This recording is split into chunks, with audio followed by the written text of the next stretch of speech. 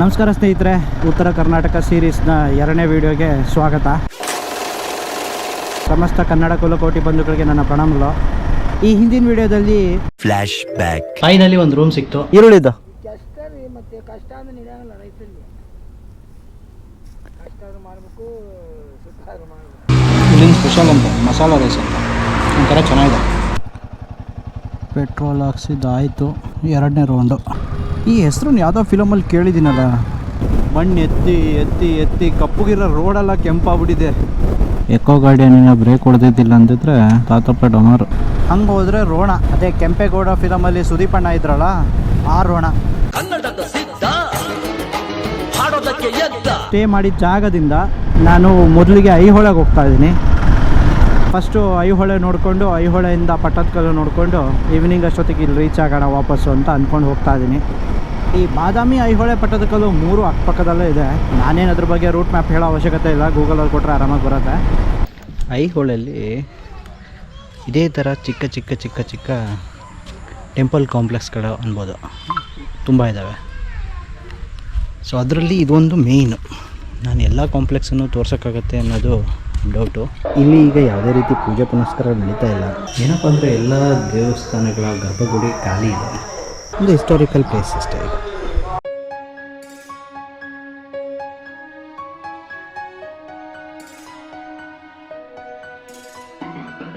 ಲಾಡಕಾನ ದೇವಾಲಯ. ಇದು ಮಂಟಪ ಮಾದರಿಯ ಈ ದೇವಾಲಯದಲ್ಲಿ ಬಹುಶಃ ಲಾಡಕಾನ ಎಂಬುವನು ವಾಸವಾಗಿದ್ದರಿಂದ ಇದನ್ನು ಲಾಡಕಾನ ದೇವಾಲಯವೆಂದು ಕರೆಯಲಾಗಿದೆ. ಪ್ರಾಯಶಃ ಸಾಮಾಜಿಕ ಧಾರ್ಮಿಕ ಉಪಯೋಗಕ್ಕಾಗಿ ಕಟ್ಟಿದ ಈ ಕಟ್ಟಡವನ್ನು ನಂತರದಲ್ಲಿ ಶಿವ ದೇವಾಲಯವಾಗಿ ಮಾರ್ಪಡಿಸಲಾಗಿದೆ. ಮೇಲುಗೋಡೆ ಮಧ್ಯದಲ್ಲಿ 2ನೆಯ ಗರ್ಭಗುಡಿ ಇತ್ತು. ಇದನ್ನು ತಲುಪಲು ಮುಖಮಂಟಪದಲ್ಲಿ ಕಲ್ಲಿನ ಏಣಿ ಇದೆ. ಅದರಲ್ಲಿ ಮೆನ್ಷನ್ ಮಾಡಿರುವಂಥ ಏಣಿ ಇದೆ. ಗೋಪುರಕ್ಕೆ ಹೋಗೋಕ್ಕೆ ಇರುವಂಥ ಏಣಿ ಇದು, ಕಲ್ಲಿನ ಏಣಿ. ಇಲ್ಲಿನ ರೈತರಿಗೆಲ್ಲ ಕಣ ಬೇರೆ ಅಂಗಳ ಬೇರೆ ಆ ಥರದ್ದೇನೂ ಇಲ್ಲ. ಇವ್ರಿಗೆ ರೋಡೇ ಕಣ, ರೋಡೇ ಅಂಗಳ. ಇದು ನನಗೂ ಅಷ್ಟೊಂದು ಇಷ್ಟ ಇಲ್ಲ ಇವರು ಈ ರೀತಿ ಮಾಡೋದು. ಸೇಫ್ಟಿ ಅಲ್ಲ, ಅಕಸ್ಮಾತಾಗಿ ಯಾವ್ದಾರೆ ಸ್ಪೀಡಾಗಿ ಬಂತು ಅಂದರೆ ದೊಡ್ಡ ಅವಘಡಗಳಾಗ್ಬಿಡ್ತದೆ. ಬಟ್ ಈ ರೋಡ್ಗಿಂತ ಒಳ್ಳೆ ಕಣ ಅಥವಾ ಅಂಗಳ ಅಂತ ಏನಂತಾರೆ ಅದು ಅವ್ರಿಗೆ ಸಿಗಬೇಕಲ್ವಾ, ಹಾಗಾಗಿ ಏನು ಮಾಡೋಕ್ಕಾಗಲ್ಲ. ಇದು ಗೌಡರ ಗಡಿ ಅಂತೆ.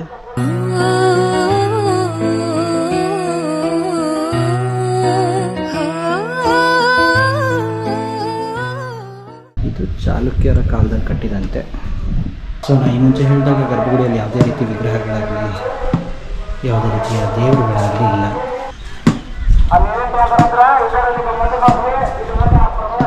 ದೇವಸ್ಥಾನ ಅಂದಮೇಲೆ ಕಲ್ಯಾಣಿ ಇಲ್ದಿದ್ರೆ ಹೇಗೆ?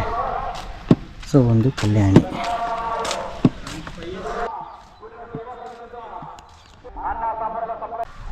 ಇದು ಚಕ್ರಗುಡಿ. ಮೇಲ್ಗಡೆ ಇರೋ ಶೇಪಿಂದ ಇದನ್ನು ಚಕ್ರಗುಡಿ ಅಂತ ಕರೀತಾರೆ. ನಾವೊಂದೀಗ ಒಂದು ಮನೆ ಕಟ್ಸೋಕ್ಕೆ ಆಗೋದಿಲ್ಲ. ನಮ್ಮ ಹಿರಿಯರು ಎಂತೆಂಥ ದೇವಾಲಯಗಳನ್ನು, ಎಂಥ ಕಟ್ಟಡಗಳನ್ನು ಕಟ್ಸ್ಯಾರೆ ಅಂದರೆ ಆಶ್ಚರ್ಯ ಆಗುತ್ತೆ. ಯಾರು ಮಾಡೋಕ್ಕೆ ಸಾಧ್ಯ ಆಗಲ್ಲ. ಮುಂಚೆ ಈ ದೇವಾಲಯಗಳೆಲ್ಲ ದುರ್ಗಾದೇವಿ ಅಥವಾ ಇತರೆ ದೇವರುಗಳಿಗೆ ಮೀಸಲಾಗಿತ್ತು. ಇದ್ರೊಳಗೆ ಶಿವಲಿಂಗ ಇತ್ತು ಅಂದರೂ ಮುಂಚೆ ಬೇರೆ ದೇವರಿಗೆ ಪೂಜೆ ಮಾಡಿರೋಂತಹ ಚಾನ್ಸಸ್ ಇದೆ ಅಂತ ಬರೆದಿದ್ದಾರೆ. ತದನಂತರದಲ್ಲಿ ಇವೆಲ್ಲವೂ ಶಿವಾಲಯವಾಗಿ ಮಾರ್ಪಾಡಾಗಿದೆ. ಸೊ ಅದು ಹಿಸ್ಟ್ರಿ, ಹೇಳೋಕ್ಕಾಗಲ್ಲ ಏನೇನಾಗಿದೆ ಅಂತ. ಆ ಮಾಲಾಕಾರ ಅಲ್ಲೊಂದು ಚಕ್ರದ ಶೇಪ್ ಇದೆಯಲ್ಲ, ಆ ಒಂದು ಚಕ್ರದ ಶೇಪಿಂದ ಈ ಒಂದು ಗುಡಿಗೆ ಚಕ್ರಗುಡಿ ಅಂತ ಹೆಸರು ಬಂತು ಅನ್ನೋದು ಇಲ್ಲಿ ಬರೆದಿದ್ದಾರೆ. ಇದೊಂಥರ ಟೆಂಪಲ್ಗಳ ಕಾಂಪ್ಲೆಕ್ಸ್. ವಿಧ ವಿಧವಾದ ಥರಥರವಾದ ಎಲ್ಲ ದೇವರುಗಳಿಗೆ ಮೀಸಲಾಗಿರುವಂಥ ದೇವಾಲಯಗಳಿಲ್ಲಿದೆ. ಇದು ಬಡಿಗೇರ ಗುಡಿ ಅಂತ.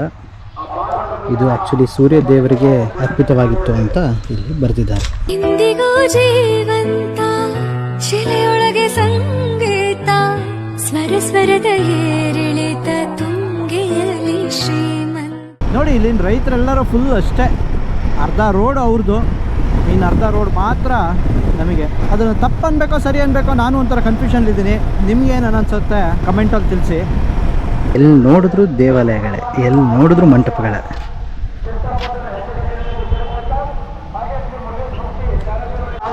ಒಂದೊಂದು ಒಂದೊಂದು ಥರದ್ದು, ಒಂದೊಂದು ಡಿಫ್ರೆಂಟಾಗಿ, ಒಂದರಂತೆ ಇನ್ನೊಂದಿಲ್ಲ, ಅಷ್ಟು ಯುನೀಕ್ ಆಗಿದೆ. ಒಂದೊಂದ್ರ ಡಿಸೈನು ಬೇರೆ ಬೇರೆ ಇದೆ. ಇದು ಆ್ಯಕ್ಚುಲಿ ಮೇನ್ ಟೆಂಪಲ್ ದುರ್ಗಾ ದೇವಾಲಯ. ಇದು ಮೂಲತಃ ಸೂರ್ಯ ದೇವಾಲಯ. ಕೋಮರ ಸಿಂಗನು ಇದನ್ನು ನಿರ್ಮಿಸಿದ್ದಾರೆ. ಕೋಟೆಯ ಗೋಡೆಗೆ ಹತ್ತಿರ ಇರೋದ್ರಿಂದ ಅದೇ ಗೋಡೆ. ಇದನ್ನು ದುರ್ಗಾ ಗುಡಿ ಎಂದು ಕರೆಯಲಾಗ್ತದೆ. ಇದರ ವಿನ್ಯಾಸವು ನಿಂತ ಆನೆಯನ್ನು ಹೋಲುತ್ತದೆ.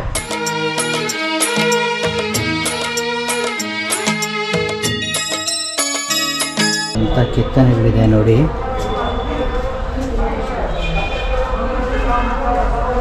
ಇದೊಂಥರ ಓವಲ್ ಶೇಪಲ್ಲಿದೆ. ಅಷ್ಟು ಅಕ್ಯುರಸಿ ಇದೆ.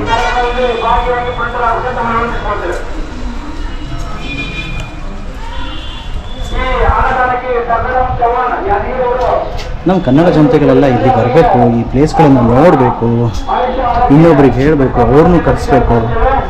ಇವೆಲ್ಲ ಸಿಕ್ಕಾಪಟ್ಟೆ ಫೇಮಸ್ ಆಗಬೇಕು, ಇನ್ನೂ ಫೇಮಸ್ ಆಗಬೇಕು. ಇದು ವಸ್ತು ಸಂಗ್ರಹಾಲಯ, ಮ್ಯೂಸಿಯಮ್ಮು. ಇದಕ್ಕೆ ಕೂಡ ಸಪ್ರೇಟ್ ಟಿಕೆಟ್ ಇದೆ. ಅದೆಲ್ಲದನ್ನು ತಿಳ್ಕೊಬೇಕು ಅಂತ ಹೇಳಿದ್ರೆ ಮಿನಿಮಮ್ ಒಂದು 2 ಗಂಟೆನಾರು ಆ ಬರೀ ವಸ್ತು ಸಂಗ್ರಹಾಲಯದಲ್ಲಿ ಕಳಿಬೇಕು. ಅವಾಗ ಸ್ವಲ್ಪ ಅರ್ಥ ಆಗುತ್ತೆ ಇದರ ಹಿಂದಿನ ಹಿಸ್ಟ್ರಿ, ಇದರ ಇತಿಹಾಸ, ಹಾಗೆ ಯಾರ್ಯಾರ ಕಾಲದಲ್ಲಿ ಏನೇನು ಕಟ್ಟಲ್ಪಟ್ಟಿದೆ ಅಂತ ಅವಾಗ ಅರ್ಥ ಆಗುತ್ತೆ. ನಾನೇನೋ ಐಹೊಳೆ ಅಂದರೆ ಒಂದು ದೇವಸ್ಥಾನ ಅಂತ ಅಂದ್ಕೊಂಡಿದ್ದೆ. ಇದು ಹಂಗಲ್ಲಂತೆ, ದೇವಾಲಯಗಳ ಸಮುಚ್ಚಯ ಅಂದರೆ ಕಾಂಪ್ಲೆಕ್ಸು. 122 ಪುಟ್ಟ ಗುಡಿಗಳು ಅಥವಾ ದೇವಾಲಯಗಳು, ಮಂಟಪಗಳು ಇದೆ ಅಂತೆ. 122. ಸೊ ನೋಡಿ, ಈಗ ನೋಡ್ಕೊಂಬಂದಿದ್ದೊಂದು, ಇದೊಂದು, ಇದು ಇನ್ನೊಂದು ದೇವಸ್ಥಾನ, ಇಲ್ಲೊಂದು ಕಾಂಪ್ಲೆಕ್ಸ್ ಇದೆ, ಅಲ್ಲಿ ಕೋಟೆ ಇದೆ, ಇದು ಕೋಟೆಯ ಗೋಡೆ, ಇಲ್ಲೊಂದು ದೇವಸ್ಥಾನಗಳಿದೆ. ಹೀಗೆ ಇದನ್ನೆಲ್ಲದನ್ನು ನೋಡ್ತಾ ಹೋಯಿತು ಅಂತ ಹೇಳಿದ್ರೆ ಸುಮಾರು 1 ದಿವಸನಾದರೂ ಬೇಕು ಬರೀ ಐಹೊಳೆ ನೋಡೋದಕ್ಕೆ. ಅದು ಕೋಟೆಯ ವಾಚ್ ಟವರ್ಗಳು ನೋಡಿ. ಚಾಲುಕ್ಯರ ರಾಜಧಾನಿ ಬಾದಾಮಿ, ಅದರ ಅಕ್ಕಪಕ್ಕ ಇರುವಂಥ ಪಟ್ಟದಕಲ್ಲು, ಐಹೊಳೆಯಲ್ಲಿ ದೇವಾಲಯಗಳಿತ್ತು, ಅರಮನೆ ಇತ್ತು, ಅಥವಾ ಸೈನಿಕರು ತಂಗುದಾಣ ಇತ್ತು. ಈ ರೀತಿ ಇದ್ದಿರ್ಬೋದು. ಸೊ ಇದು ಪಟ್ಟದಕಲ್ಲು. ಇಲ್ಲಿಂದ ನೋಡ್ತಾ ಇದ್ರೆ ಬಾಯಿ ಮೇಲೆ ಬೆರಳಿಡ ನೋಡ ನೋಡ ಎಷ್ಟು ಚಂದ ಅಲ್ಲ.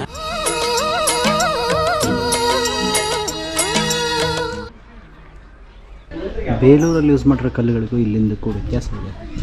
ಈ ಕಲ್ಲುಗಳು ಸ್ವಲ್ಪ ಸಾಫ್ಟ್ ಅನಿಸುತ್ತೆ, ಹಾಗಾಗಿ ಮಳೆಯ ಕಾರಣದಿಂದ ಅದರ ರೂಪ ಸ್ವಲ್ಪ ಬದಲಾಗಿದೆ.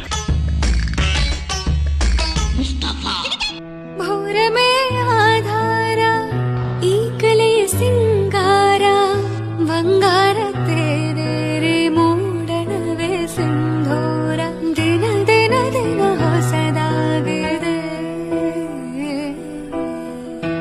ನಾನು ಯೂಟ್ಯೂಬರ್ ಆಗಿ ಸಕ್ಸಸ್ ಆಗೋಕ್ಕೆ ನನಗಿರೋ ಟೈಮು 6 ತಿಂಗಳು. ಅಂದರೆ 1 ವರ್ಷ ಇತ್ತು, ಅದರಲ್ಲಿ 6 ತಿಂಗಳು ಕಳೆದೋಯ್ತು, ಇನ್ನು 6 ತಿಂಗಳು ಉಳಿದಿದೆ. ಸಕ್ಸಸ್ ಆಗಿಲ್ಲ ಅಂತ ಹೇಳಿದ್ರೆ ನನಗೆ ಕೆಲವೊಂದು ಕಾರಣಗಳಿಂದ ನಾನು ಅದನ್ನು ಡಿಸ್ಕಂಟಿನ್ಯೂ ಮಾಡಬೇಕಾಗತ್ತೆ. ಆ ಥರ ಒಂದು ಕಮಿಟ್ಮೆಂಟ್ ಇದೆ. ಸೊ ಅದಕ್ಕಾಗಿ ನಾನು ನಿಮ್ಮ ಹತ್ರ ರಿಕ್ವೆಸ್ಟ್ ಮಾಡೋದೇನು ಅಂತ ಹೇಳಿದ್ರೆ, ವೀಡಿಯೋ ಇಷ್ಟ ಆಯಿತು ಅಂತ ಹೇಳಿದ್ರೆ ಶೇರ್ ಮಾಡಿ, ಚಾನಲ್ನ ಸಬ್ಸ್ಕ್ರೈಬ್ ಮಾಡಿ. ಸೊ ಈಗ ಮಾಡ್ತಿರೋದು ಬರೀ ಸ್ಯಾಂಪಲ್ ಅಷ್ಟೇ. ನನಗೊಂಚೂರು ಸಕ್ಸಸ್ ಅನ್ನೋದು ಕಾಣಿಸ್ತು ಅಂತ ಹೇಳಿದ್ರೆ ಇನ್ನೂ ಹೊಸ ಹೊಸ ಜಾಗಗಳು, ಹೊಸ ಹೊಸ ಥರದ್ದು ಎಲ್ಲ ತೋರ್ಸೋಕ್ಕೆ ನಂಗೆ ಒಂಥರ ಉತ್ತೇಜನ ಕೊಟ್ಟಂಗಾಗತ್ತೆ. ಕೆತ್ತನೆ ಬಗ್ಗೆ ಎಲ್ಲ ಅರ್ಥ ಮಾಡ್ಕೊಳ್ಳೋಕೆ ಗೈಡ್ ಬೇಕೇ ಬೇಕು. ನಮ್ಮಂಥರೆಲ್ಲ ಜಸ್ಟ್ ಬರ್ತೀವಿ, ನೋಡ್ತೀವಿ, ಓ ಸೂಪರ್ ಅಂತೀವಿ, 1-2 ಪಿಕ್ಚರ್ ತೊಗೊತೀವಿ, ಹೋಗ್ತಾ ಇರ್ತೀವಿ. ಇದು ಮಲ್ಲಿಕಾರ್ಜುನ ದೇವಾಲಯ. ಇದನ್ನು ನಿರ್ಮಾಣ ಮಾಡಿದವರು 2ನೇ ವಿಕ್ರಮಾದಿತ್ಯ ಅಂತ. ಅವನ ಕಿರಿಯ ರಾಣಿ ತ್ರೈಲೋಕ ಮಹಾದೇಶ್ವರ ಪೂಜೆಗೋಸ್ಕರ ನಿರ್ಮಾಣ ಮಾಡಿದಂತಹ ದೇವಾಲಯ. ಸದ್ಯಕ್ಕೀಗ ಮಲ್ಲಿಕಾರ್ಜುನ ದೇವಾಲಯವಾಗಿ ಪೂಜೆ ನಡೀತಾ ಇದೆ. ಇದು ಒಂದೇ ದೇವಾಲಯ ಅನಿಸುತ್ತೆ ಪೂಜೆ ನಡೀತಾ ಇರೋಂಥ ದೇವಾಲಯ. ಪಟ್ಟದಕಲ್ಲು ದೇವಸ್ಥಾನ ಮಲಪ್ರಭಾ ನದಿಯ ದಂಡೆ ಮೇಲಿದೆ. ಅದು ವಿರೂಪಾಕ್ಷ ದೇವಾಲಯ. ಇದು ಮಲ್ಲಿಕಾರ್ಜುನ ದೇವಾಲಯ. ಮಲ್ಲಿಕಾರ್ಜುನ ದೇವಾಲಯದಲ್ಲಿ ಇನ್ನೂ ಪೂಜೆ ನಡೀತಾ ಇದೆ. ಇದು ಸಂಗಮೇಶ್ವರ ಟೆಂಪಲ್. ಇದೇನೆಂದರೆ ಸಿಕ್ಕಾಪಟ್ಟೆ ಪಿಲ್ಲರ್ಸ್ ಹಾಕಿ ಸಭಾಮಂಟಪ ಸ್ಟೈಲಲ್ಲಿದೆ. ಫ್ರಂಟಲ್ಲಿ ಹಿಂದೆ ದೇವಾಲಯ ಇದೆ. ಇದು ಗಳಗನಾಥ ದೇವಾಲಯ. ನನಗೆ ಇವೆಲ್ಲ ಹೇಗಿದೆ ಅಂತ ನೋಡಿ ಎಂಜಾಯ್ ಮಾಡೋದಕ್ಕಿಂತ ಈ ಹಿಂದೆ ಇಲ್ಲೆಲ್ಲ ಜನಗಳಿದ್ದಾಗ ಅವರ ವೇಷಭೂಷಣದಲ್ಲಿ ಹೇಗಿರ್ತಿದ್ರು, ಇಲ್ಲಿ ಏನು ಮಾಡ್ತಾಯಿದ್ರು ಅಂತ ನೋಡೋ ಕುತೂಹಲ ಜಾಸ್ತಿ ಇದೆ. ಅಂದರೆ ರಾಜರು ಬಂದಾಗ ಹೇಗಿರ್ತಾಯಿದ್ರು, ಅವ್ರ ಹಿಂದೆ ಸಖಿಯರು ಹೇಗಿರ್ತಾಯಿದ್ರು, ಸೈನಿಕರು ಹೇಗೆ ಬರ್ತಾಯಿದ್ರು, ಯಾರ್ಯಾರಿಗೆ ಎಂಟ್ರಿ ಇತ್ತು, ಯಾರ್ಯಾರಿಗೆ ಇದ್ದಿಲ್ಲ, ಯಾವ ರೀತಿ ಪೂಜೆ ಪುನಸ್ಕಾರಗಳು ನಡೀತಾ ಇತ್ತು, ಸುತ್ತಲೂ ಆನೆಗಳಿರ್ತಿದ್ವಾ, ಕುದುರೆಗಳಿರ್ತಿದ್ವಾ. ಸೊ ಆ ಒಂದು ದೃಶ್ಯಾವಳಿಗಳನ್ನು ನೋಡಬೇಕು ಅನ್ನೋದು ನನ್ನ ಆಸೆ. ಟೈಮ್ ಮಿಷಿನ್ ಇದ್ದಿದ್ದರೆ ಒಂದು ರೌಂಡ್ ಹೋಗಿ ಬರ್ಬೋದಿತ್ತು ಅಂತ. ಇದು ಪ್ರದಕ್ಷಿಣೆ ಹೊಡೆಯೋದಕ್ಕೆ ಅನಿಸುತ್ತೆ. ಈ ಕಡೆಯಿಂದ ಎಂಟ್ರಿ ಇದೆ, ಈ ಕಡೆಯಿಂದ ಎಕ್ಸಿಟ್ ಇದೆ. ಈ ಗಳಗನಾಥ ದೇವಾಲಯದ ಹಿಂದೆ ಒಂದು ಕಂಡಿ ಇದೆ. ಆ ಕಂಡಿಯಿಂದ ಏನಾಗ್ತಿತ್ತೋ ಗೊತ್ತಿಲ್ಲ, ಒಟ್ಟಿನಲ್ಲಿ ಕಂಡಿ ಒಂದಿದೆ. ಇದು ಜಂಬುಲಿಂಗ ದೇವಾಲಯ. ಇದೊಂದು ಪುಟ್ಟ ದೇವಾಲಯ. ಹೀಗೆ ಕಾಣುತ್ತೆ ನೋಡಿ ಪಟ್ಟದಕಲ್ಲು. ಸುತ್ತಲೂ ದೇವಾಲಯಗಳು, ಜೊತೆಲಿ ಒಂದು ಸನ್ಸೆಟ್ಟು. ಸೂಪರ್ ಅಲ್ಲ? So day 1 of north Karnataka trip ಇಲ್ಲಿಗೆ ಮುಗೀತು. ಡೇ 1 ಅಂತ ಹೇಳಿದ್ರೆ ಸಿಕ್ಕಾಪಟ್ಟೆ ದಿವಸ ಏನು ಇಲ್ಲಿರೋದಿಲ್ಲ, ಇವತ್ತು ನಾಳೆ. ಸೊ ಇವತ್ತಿಂದು ಐಹೊಳೆ ಆಯಿತು, ಪಟ್ಟದಕಲ್ಲು ಆಯಿತು, ಜೊತೆಗೆ ನನ್ನ ಜರ್ನಿಯಲ್ಲಿ ಸಿಕ್ಕಾಪಟ್ಟೆ ವಿಷಯಗಳನ್ನು ಹೇಳಿದ್ದೀನಿ. ಸೊ ನಾಳೆ ನೋಡೋಣ, ನಾಳೆ ಬಾದಾಮಿ ತೋರಿಸ್ತೀನಿ. ಅದಾದಮೇಲೆ ಮತ್ತೆ ಎಲ್ಲಿಗೆ ಹೋಗುತ್ತೀನಿ, ಏನು ಮಾಡ್ತೀನಿ ಅನ್ನೋದು ನನಗೂ ಇನ್ನೂ ಐಡಿಯಾ ಇಲ್ಲ. ನೋಡೋಣ ಯಾವ್ದಾವ್ದು ಜಾಗಗಳನ್ನ ನೋಡ್ಬೋದು ಅನ್ನೋದು, ಅಥವಾ ನಾನು ಯಾವ್ದಾವ್ದು ಜಾಗಗಳನ್ನ ನಿಮಗೆ ತೋರಿಸ್ಬೋದು ಅನ್ನೋದನ್ನು ಮುಂದಿನ ಎಪಿಸೋಡಲ್ಲಿ ಹೇಳ್ತೀನಿ. ಇಷ್ಟು ದೊಡ್ಡ ಗುಹೆನ ಕೊರೆದು ಇಲ್ಲಿ ಮೇಲೆ ಕಾಣ್ತಾ ಇರೋದು ನ್ಯಾಚುರಲ್ ಗುಹೆ. ಸೊ ಈ ಹಿಂದೆ ಯಾವ ಕಾರಣಕ್ಕೆ ಯೂಸ್ ಮಾಡ್ತಾಯಿದ್ರೋ ಗೊತ್ತಿಲ್ಲ. ಈ ಶೇಪಿಗೆ ತಂದಿದ್ದಾರೆ ಅಂದರೆ ಎಷ್ಟು ಕೆಲಸ ಆಗಿರ್ಬೇಕಲ್ಲ. ಇಷ್ಟೇ ಉಳಿದಿದ್ದಲ್ಲ ಅಂತ ಬೇಜಾರು ಮಾಡ್ಕೊಬೇಕಾ, ಇಷ್ಟಾದರೂ ಉಳಿತಲ್ಲ ಅಂತ ಖುಷಿ ಪಡಬೇಕಾ, ನಂಗೆ ಗೊತ್ತಾಗ್ತಾಯಿಲ್ಲ.